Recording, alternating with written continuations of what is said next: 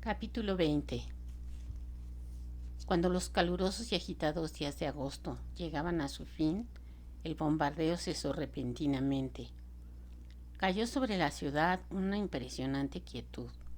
Los vecinos se juntaban en las calles y se miraban unos a otros, indecisos e inquietos, como preguntándose el motivo de aquella interrupción. La calma, tras aquellos ruidosos días, no aliviaba los excitados nervios, antes bien los sobresaltaba más. Nadie sabía por qué las baterías permanecían mudas y no se tenían otras noticias de las tropas, sino que habían sido retiradas en gran número de los parapetos que rodeaban la ciudad y marchado hacia el sur para defender el ferrocarril. Nadie sabía dónde se luchaba ahora, si era que se luchaba, ni cómo transcurría la batalla, si es que había batalla. Se disponía de las noticias que circulaban de boca en boca. Faltos de papel, de tinta y de hombres, los periódicos habían suspendido su publicación desde el principio del sitio, y los más disparatados rumores, nacidos no se sabía dónde, llenaban la ciudad. Ahora, en la angustiosa calma, la muchedumbre se apiñaba ante el cuartel general de Hood, ante las oficinas de telégrafos y en la estación, esperando informes favorables, ya que todos confiaban en que el silencio de los cañones de Sherman significaba que los yanquis estaban en plena retirada y que los confederados los perseguían por el camino de Dalton.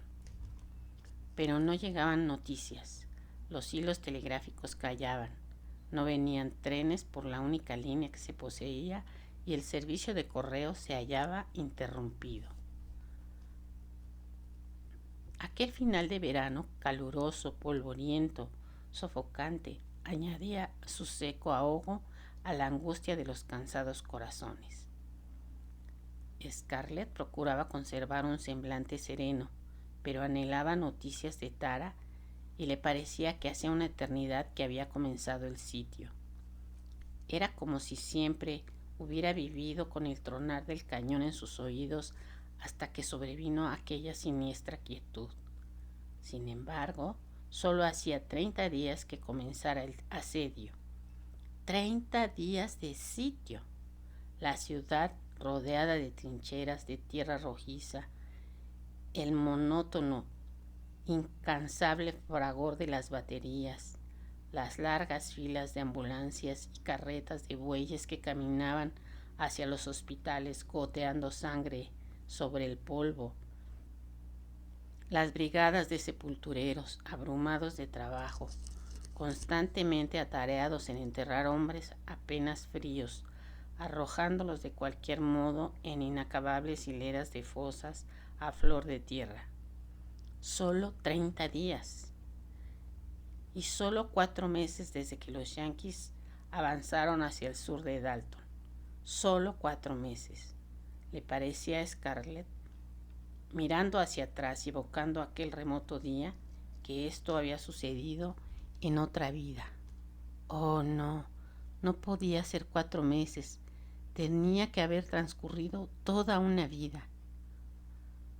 Hasta 4 meses atrás, Dalton, Resaca, los montes Kennesaw no habían sido para ella otra cosa que nombres de estaciones de ferrocarril.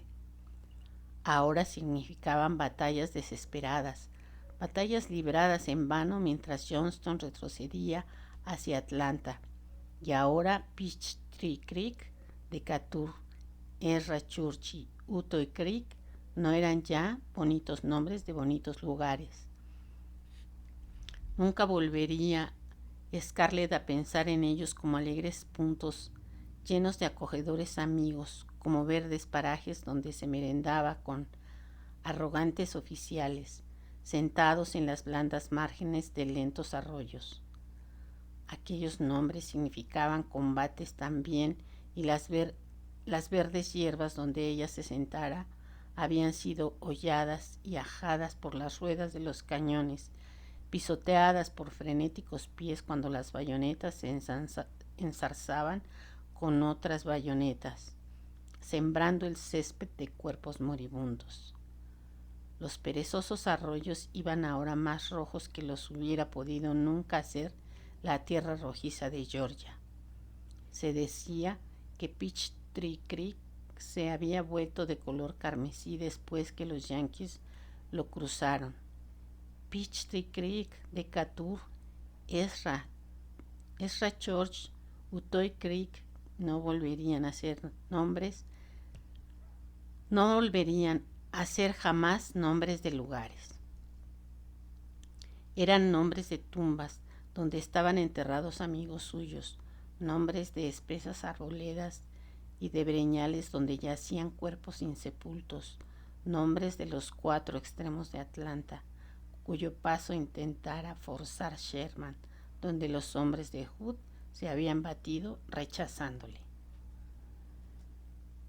Llegaron al fin noticias del sur a la acongojada ciudad, y tales noticias eran alarmantes, sobre todo para Scarlett. De nuevo, el general Sherman atacaba el cuarto lado de la población, procurando otra vez cortar el ferrocarril de Jonesboro. Los yanquis se colocaban allí en gran número y ya no se reñían meras escaramuzas entre destacamentos de jinetes, sino que las tropas yanquis atacaban en masa. Y millares de soldados confederados habían sido retirados de las líneas que circundaban la ciudad para lanzarlos contra el enemigo. Esto explicaba el repentino silencio.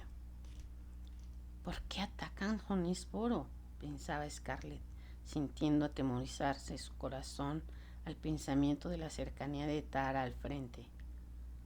¿Por qué ha de ser siempre Jonesboro? ¿No tienen otro sitio por donde atacar el ferrocarril?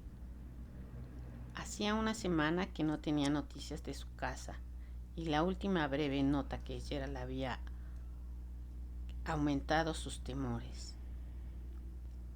Carren había empeorado y estaba mal, muy mal. Ahora podían pasar días antes de que llegaran nuevos mensajeros y Scarlett pudiera saber si su hermana vivía o había muerto, o si ella hubiera ido a Tara al empezar el sitio, dejando de pensar en Melanie.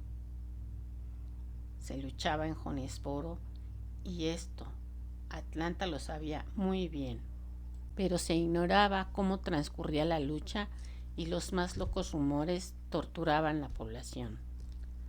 Finalmente, llegó un emisario de Jonesboro con la alentadora noticia de que los yanquis habían sido rechazados, pero antes de retirarse hicieron una incursión en Jonesboro, quemaron la estación, cortaron el telégrafo y levantaron kilómetros de vía férrea. Los ingenieros trabajaban como desesperados reparando la línea, cosa que costaba mucho trabajo, porque los yanquis habían arrojado en grandes hogueras las traviesas de madera y los carriles, hasta que éstos estuvieron al rojo vivo. Entonces los torcieron y los arrollaron en torno a los postes del telégrafo, que parecían así gigantescas sacacorchos. Y en aquel tiempo era muy difícil reemplazar los carriles o cualquier otra cosa de hierro. Pero los yanquis no habían llegado a Tara. El mismo emisario que trajo los despachos al general Hood tranquilizó a Scarlett al respecto. Cuando se dirigía a Atlanta, había encontrado en Jonesboro a Gerald y éste le había pedido que entregara una carta a su hija. ¿Qué haría papá en Jonesboro? El joven emisario pareció turbado y al fin contestó que Gerald estaba en Jonesboro buscando un médico militar para llevarlo a Tara. Scarlett, bajo el porche inundado de radiante sol, dio las gracias al mensajero. Se le doblaban las piernas. Carren debía estar moribunda cuando allá no bastaban los remedios de Elena, y Gerald había de buscar un doctor. Mientras el emisario desaparecía entre una nubecilla de polvo rojizo, Scarlett abrió la misiva de su padre con temblorosos dedos. El papel escaseaba tanto en la confederación que Gerald había utilizado para escribir a Scarlett una carta que ésta le dirigió antes aprovechando los huecos entre las líneas, lo que dificultaba mucho la lectura. Querida hija, mamá y tus 2 hermanas tienen el tifus. Están muy graves, pero debemos confiar en que suceda lo mejor. Mamá, al tener que meterse en cama, me ha dicho que te escribiera para que no vengas por ningún concepto, exponiéndote y exponiendo a Wade a coger el mal. Te envía muchos cariños y te pide que ruegues por ella. ¿Rogar por ella?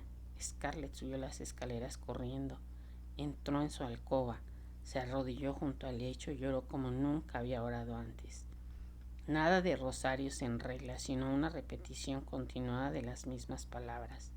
Madre de Dios, no permitas que muera. Seré muy buena si ella vive. Haz que no muera, te lo ruego.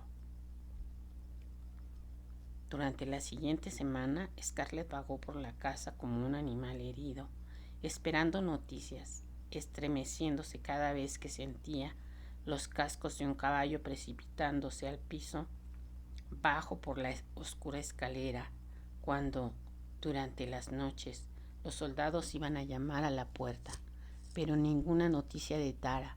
Parecía que entre ella y su hogar hubiera todo un continente y no solo 40 kilómetros de carretera polvorienta.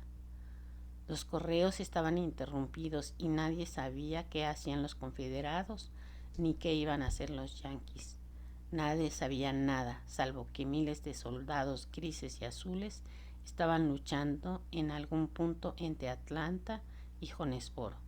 Ni una palabra de Tara en una semana. Scarlett había visto bastantes casos de tifus en el hospital de Atlanta para saber lo que significaba una semana en aquella mortal dolencia. ¿Acaso Elena estuviera agonizando y ella, Scarlett, permanecía entretanto en Atlanta con una mujer encinta a su cargo y 2 ejércitos entre ella y su casa? Elena enferma, acaso moribunda. ¿Cómo podía estarlo ella, que no enfermara jamás? Aquella inverosímil idea conmovía hasta los cimientos toda la seguridad sobre la que reposaba la vida de Scarlett. Podían enfermar todos, pero nunca Elena. Era Elena quien cuidaba a los enfermos y los aliviaba. No podía estar enferma. Scarlett deseaba volver a casa con la frenética desesperación de un niño asustado que no conoce otro lugar donde poder refugiarse.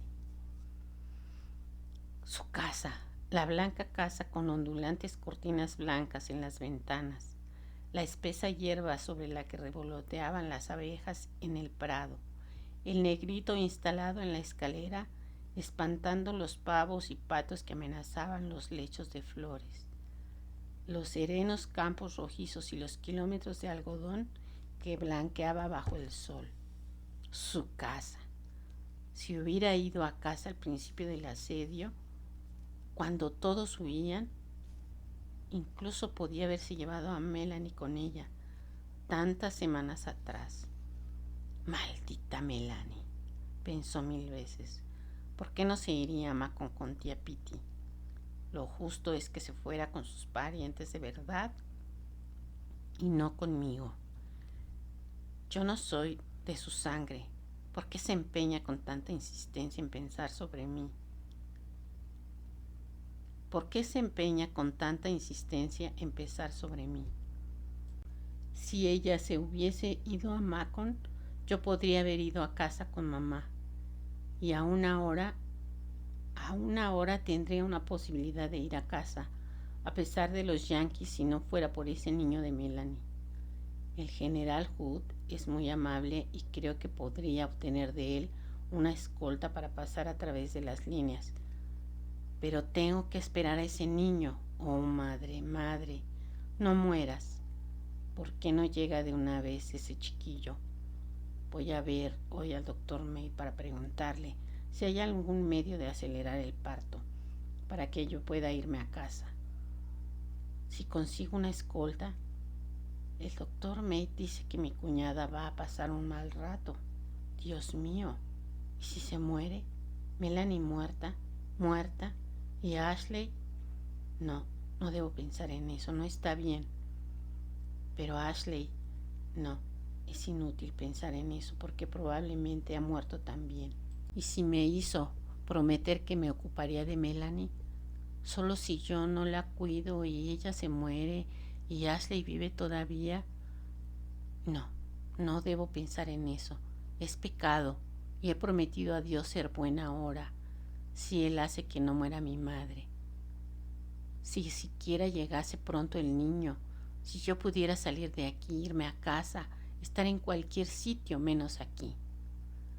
Scarlett odiaba la ciudad, ahora ominosamente tranquila, que antes amara tanto.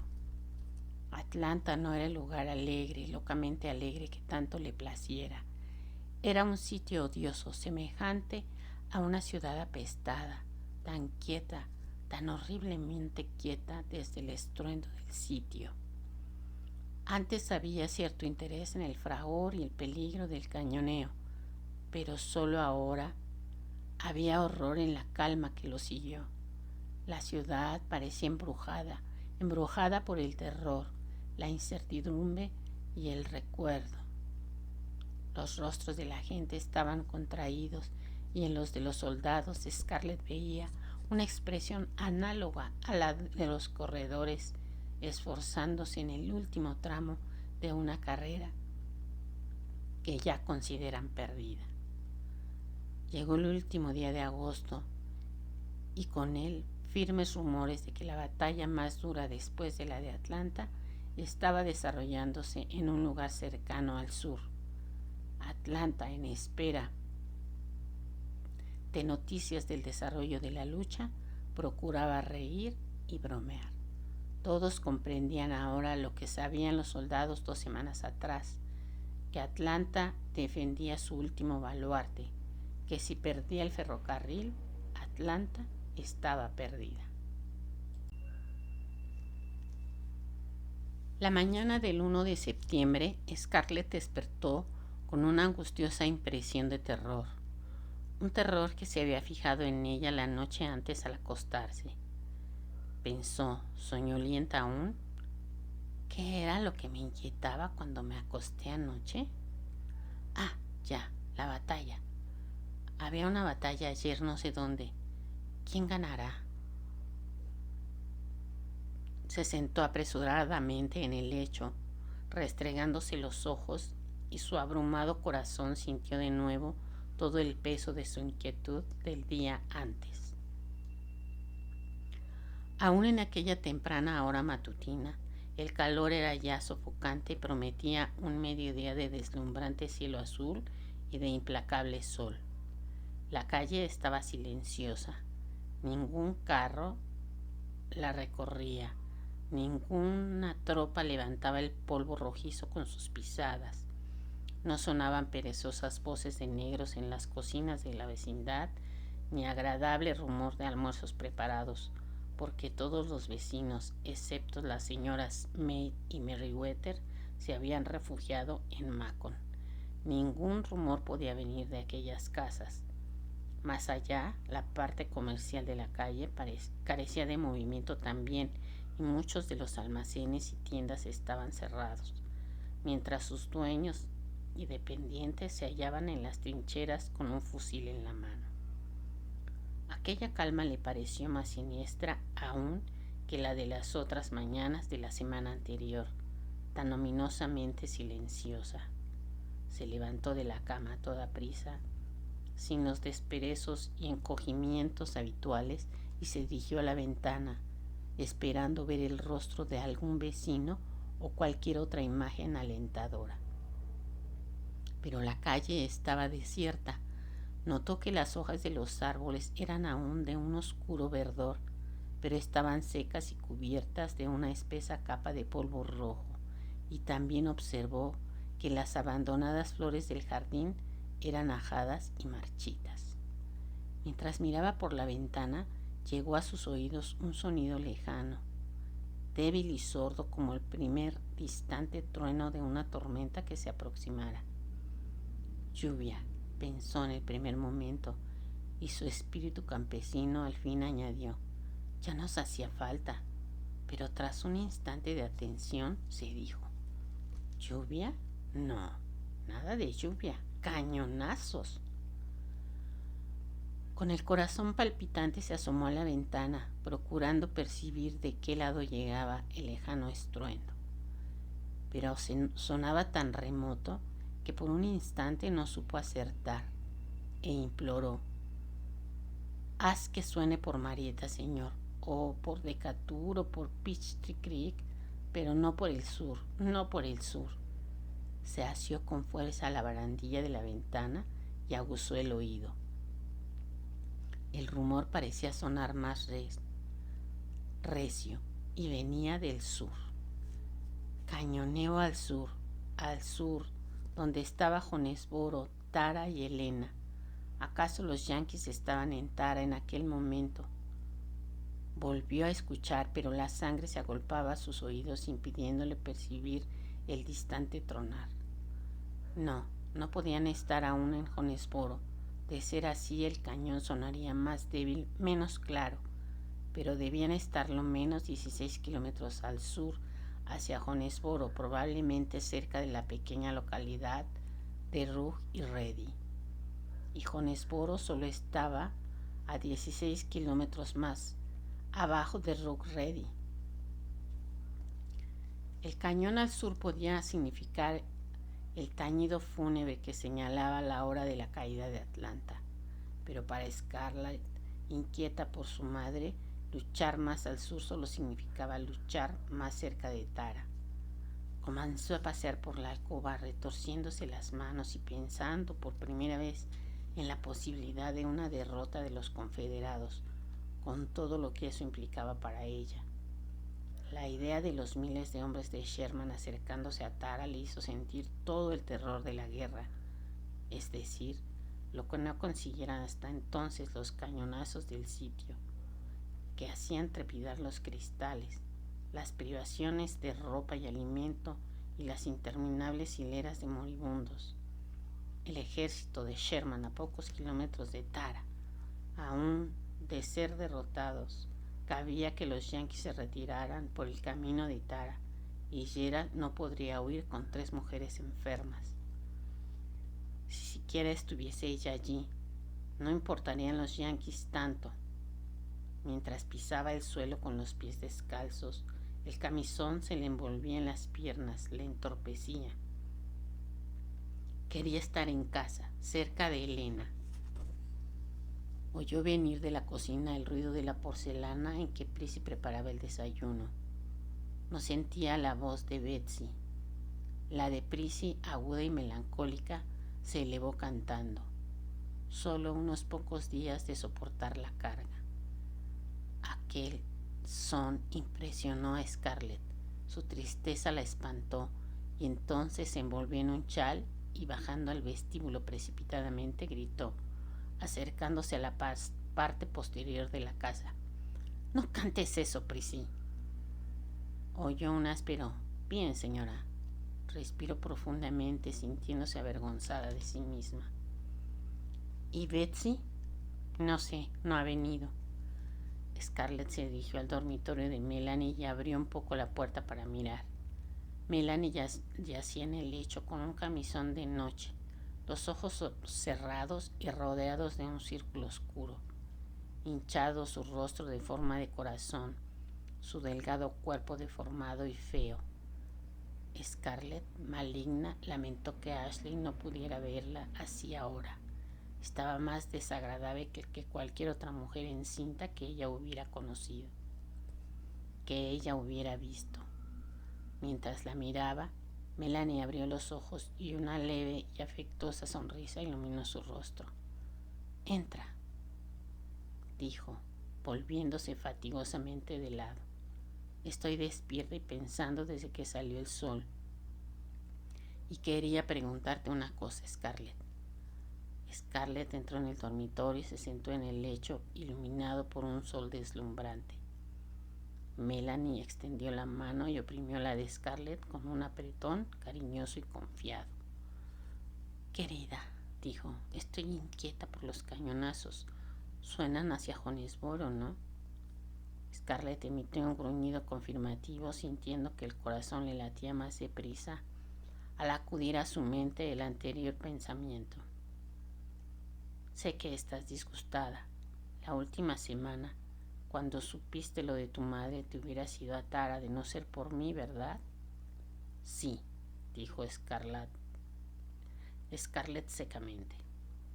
Qué buena eres conmigo, querida Scarlett. Ni siquiera una hermana hubiera sido mejor ni más valiente. No sabes cuánto te lo agradezco y cuánto me disgusta hallarme en este estado, y te quiero tanto. Scarlett la miró de hito en hito. ¿La quería? ¡Qué necia! He estado pensando, Scarlett, y quería pedirte un gran favor. Su mano oprimió más vivamente la de su cuñada. Si muero, ¿te encargarás de mi hijo? Los ojos de Melanie estaban muy abiertos y brillantes y brillaban con suave apremio. ¿Lo harás? Scarlett retiró su mano, sintiendo un terror que hizo su voz más áspera. No seas boba, Melanie, no morirás. Todas las mujeres creen que van a morir cuando tienen el primer hijo. Lo mismo me pasó a mí. No, tú nunca temes nada. Lo dices para animarme. No temo morir, pero temo dejar al niño. Sí, Ashley. Scarlett, prométeme que te encargarás del niño si muero. Así no temeré nada. Tía Pitty es demasiado vieja para cuidarse de un niño. Y Honey e India son buenas, pero deseo que seas tú quien cuide a mi hijo. Prométemelo, Scarlett. Si es muchacho, edúcalo para que se parezca a Ashley. Y si es niña, entonces quisiera que se pareciera a ti. ¡Qué condenación!, gritó Scarlett, saltando del lecho. ¿No están las cosas bastante mal ya para que las pongamos peor hablando de muertes? Perdona, querida, pero prométemelo. Creo que será hoy. Estoy segura que será hoy. Anda, prométemelo. Bueno, te lo prometo, dijo Scarlett mirándola con extraviados ojos. ¿Es posible que Melanie fuese tan necia que no supiera que ella quería a Ashley? ¿O lo sabía todo y pensaba que, merced a aquel amor, Scarlett cuidaría debidamente del hijo de Ashley? Scarlett sintió un vivo impulso de hacerle aquellas preguntas, pero murieron en sus labios cuando Melanie, tomando su mano, la apoyó a su propia mejilla. Ahora la calma había vuelto a sus ojos. ¿Por qué crees que será hoy, Melanie? Porque tengo dolores desde la madrugada, aunque no muy agudos todavía. Sí, ¿y por qué no me has llamado? Voy a enviar a Priscilla a buscar al doctor Mead. No, aún no. Ya sabes lo ocupado que está y lo ocupado que están todos. Envíale únicamente recado de que lo necesitamos hoy. Envía recado también a la señora Mead y ruégale que venga a hacerme compañía. Ella sabrá cuándo debemos mandar llamar realmente a su marido. Bien, basta de ser tan altruista. Ya sabes que necesitas al doctor tanto como muchos de los que están en el hospital. Le mandaré llamar enseguida. No lo hagas. A veces una cosa de esta se prolonga un día entero y no puedo hacer que el médico permanezca aquí horas y horas mientras tantos pobres muchachos necesitan su asistencia. Llama a la señora Mead. Ella sabrá cuándo. Bien, dijo Scarlett. Fin del capítulo 20.